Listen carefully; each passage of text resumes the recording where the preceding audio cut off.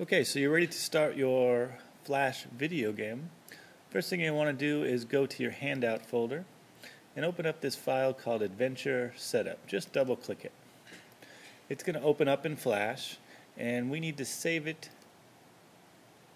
So you're going to do a save as. And you'll probably want to save on the desktop or in documents. I'm going to save to the desktop here. It says desktop. I'm going to call it my game. You can name it whatever you want, but make sure you save it to your stuff. So mine's called my game. Now you notice there's some stuff that's already here. These are kind of placeholders. You have a placeholder for your intro, scene 1, the wrong choice from scene 1, scene 2, N2, scene 3, N3, and scene 4. Those are placeholders. And actually this A that's here, that means there's code there. And if I right click and go to actions, you'll see that there's code already built in there. You guys should not change this code. Don't make any changes to it at all. It's there. It's going to make your buttons work, and we'll talk about buttons in a little bit.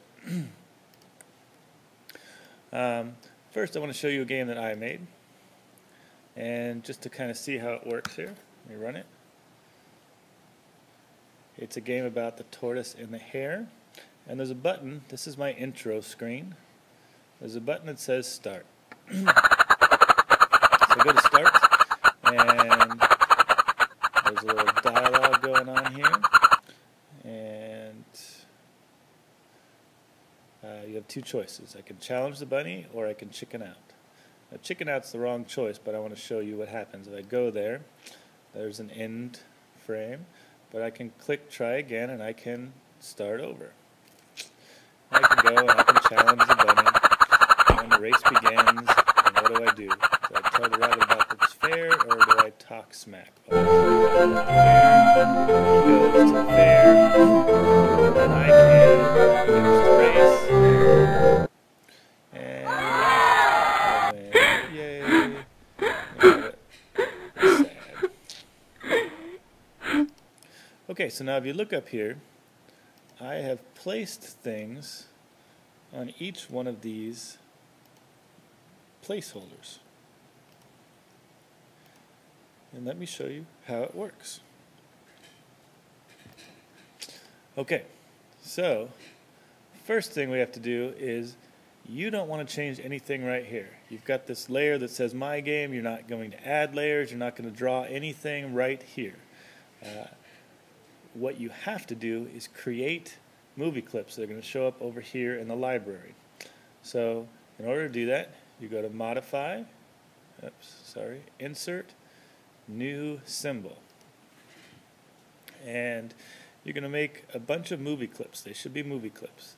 And you're going to have one called intro, scene 1, end 1, etc. So this is intro. I'm just going to click OK.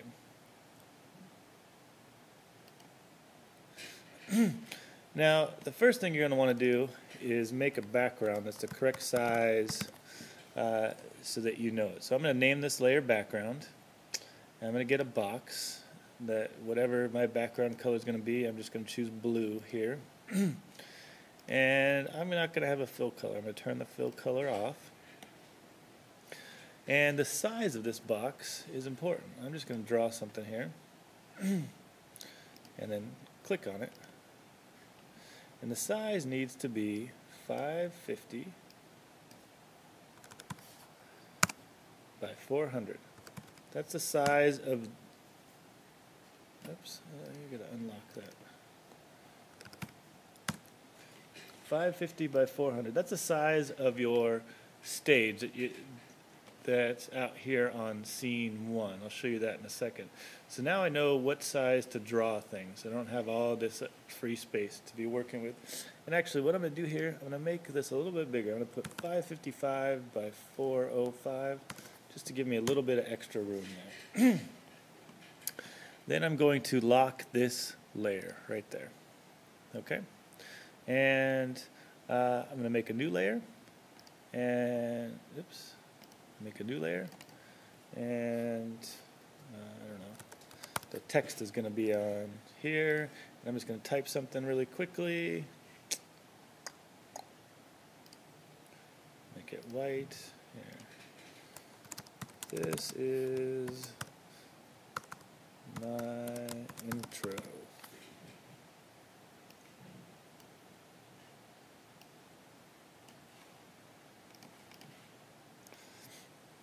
Okay. Obviously, I didn't do any animation. You should have some sort of animation on your intro. I'm not going to do that. But now what I'm going to do, I'm going to go back to scene 1. Notice over here on the right I have this thing called intro. And all I do is highlight this first keyframe. Notice the keyframes have these circles there, these open circles. And I'm just going to drag this onto the stage now. Now look, we made it the right size to begin with, so it's just going to fit perfectly on there.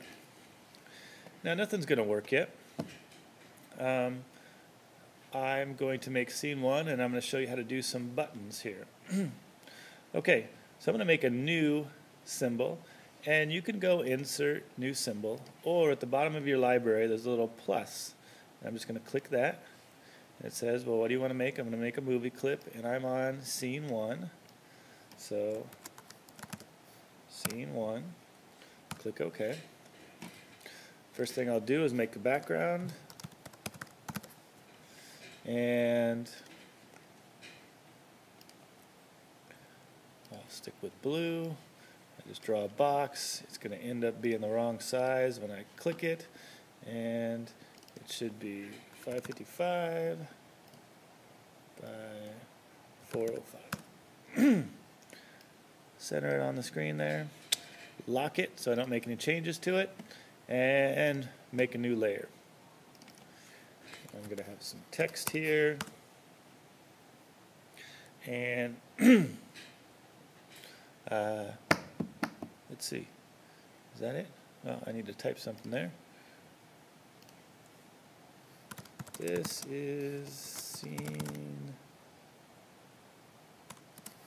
1.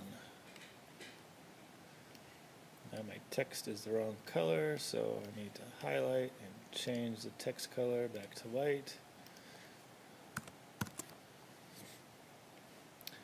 And I'm going to do a little animation on here, just to kind of remind you guys how to do animation. So I'm just going to have a ball that I draw here. And anything that moves, very important, anything that moves needs its own layer. So my ball is on this layer. You can always check what layer things are on by clicking here to hide something. So my ball's on the correct layer. Now before I can move my ball, I have to convert it to symbol. So right click, convert to symbol, and I'll just call it ball. Now that it's a symbol, it can move. You guys remember, let's see, I'm going to go ahead in time here. I'll go 5 frames. I'm going to insert a keyframe. I'm going to move the ball, and then I'm going to create a motion tween. This motion tween is very important. The ball won't move without it. Now I can't see my ball because the background only stays 1 frame. So if I right click here and insert a keyframe, you can see my background. Now my text doesn't stay as well. My text only has 1 frame. So I need to go here, right click, insert a keyframe. Now if you ever insert a keyframe in the wrong place, you can right click and you can clear that keyframe. And then you can right click again and insert the keyframe however you need to do it. So I've got my little animation there, and I've got my scene 1 done. So I'm going to go back to scene 1, go back to my movie here, and I'm going to drag scene 1 into the correct spot here. And I've got my background the right size, so this will work perfectly. Now, I should be able to run my movie, but it's not going to do anything. Here, let me show you. Control, test movie. it doesn't do anything. I need buttons to make it go from one place to another. Now, I'm just going to make one button for my entire game here, and just keep using it over and over again. So what I'm going to do, insert new symbol, and I'm going to make a button this time. We've been doing movie clips the whole time, and you can call it button and click OK. Now you come up to your button is open, and you have some things that you can do here. First thing you need to do is draw the shape of your button. Mine's going to be a rectangle, and I'm going to go with green, and I'm going to outline it in yellow. And I'm just going to draw my button here. I'm going to make a nice little rectangle there around the center. Now you have some functionality that you can add to it. You've got over and down and hit. We're not going to worry about hit. But over means when you move the mouse over the button, you can change its look. And what I'm going to do, I'm going to right click here, insert a keyframe, and I'm just going to change the color here of this. I'm going to click it and change the inside color to yellow. Now what's going to happen there? When I move the mouse over it, in the over state, it's going to have the whole button yellow, so that I know the mouse is in the right place before I click. Now the down state means when you click the mouse down, you could also change colors there. So I'm just going to do it for fun there. I'm going to insert a keyframe on the down, and I will change the color again. I will just make a lighter shade of yellow, just so it does it a little bit different. So it's going to change like that for me. Okay, I'm done. So now I've got my button over here. I'm going to drag it out. I may need to resize it here.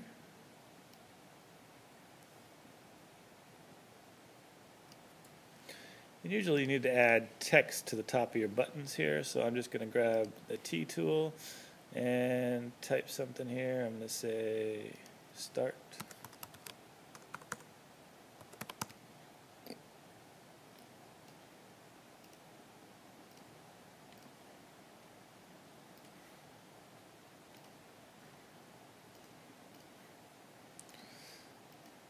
Okay, so it says start. I've got a button. Now the button's not going to work. Let me show you. Let me run this. But if I move my mouse over the button, see how it changes colors? And if I click, it changes colors again, but it doesn't do anything. So that's where I have to set up the functionality of the button at this point right here. Just center my start there. Okay. So in order for the button to work, it needs a name. And what you have to do, you get the selection tool, click on your button, and down here in the properties window, you need to add an instance name right here. Now if you don't have the properties window, you got to go to window and go to properties and properties, and it'll pop up for you. Okay, so now what do you name it? Now the button is going to be named differently on each one of these scenes. So we have to see what it's going to be named. If you right click this A right here next to intro, right click it and go to actions, you'll see what the name of the button is. And this one is button start, BTN capital START. That's the name of the button, and it's going to take us to scene 1 when we click it. That's what the code right here is saying. So actually, I'm just going to right click and copy that so I know I'm getting the right thing. Click on my button. It says I have my button, very important. It says button right there. And I'm going to add the instance name. I'm just going to paste, which is Command V, and that name button start is now in there. So now I can run my movie, Control, Test Movie, and if I click the Start button, bam, it sends me on to Scene 1. Now we'll do the button on scene 1 here, just so you get an idea here of exactly what needs to go on here. So go to scene 1, and scene 1 is actually going to have 2 buttons. There's going to be 2 choices on scene 1. Let's see, resize it a little bit.